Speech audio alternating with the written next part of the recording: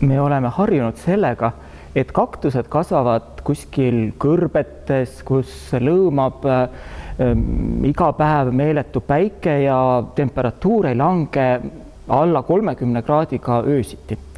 Ometi on terve rida kaktusi, kes tegelikult kasvavad suhteliselt karmides oludes ja karmides selles mõttes, et seal on küllalt jahe. Sellised on näiteks kõrgmägede kaktused ning minule ühed sümpaatsemad nendest on kleistokaktused. See on selline tore kaktuste perekond, mida kutsutakse näiteks Inglismaal ka kas kassisabadeks või hõbeküünaldeks. Oma nime kleistokaktus on nad saanud selle järgi, et nende õied ei avane. Nende õied meenutavad selliseid väikesi punaseid torukesi ja need torukesed on nad sellepärast, et neid tolmeldavad looduses koolibrid. Koolibri lendab mööda, pistab oma noka sellesse punakesesse torukesse ja niimoodi oma nokaga kannab edasi õietolmu õielt õiele. Mis on nende kleistokaktuste üks kõige silmapaistvam ja toredam omadus, on nende imeilus hall kasukas.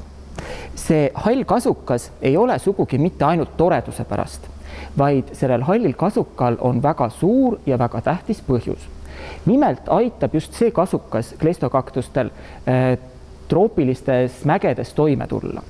Kui hommikul päike tõuseb, siis tõuseb temperatuur koos päikesega samamoodi väga kiiresti ja päikese kiirgus võib taimedele kahju teha.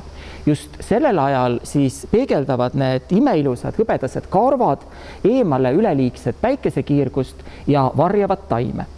Samas, kui õhtul päike loojub, siis võib ka temperatuur langeda nendes samades troopilistes mägedes väga kiiresti ja küllalt madalale, sageli isegi allapoole nulli. Ning siis tuleb see imekaunis valge villakasukas kleistokaktusele jälle kasuks. Siis kasutab ta seda kasukat just kui meie oleme harjunud selleks, et kaitsta ennast külma eest.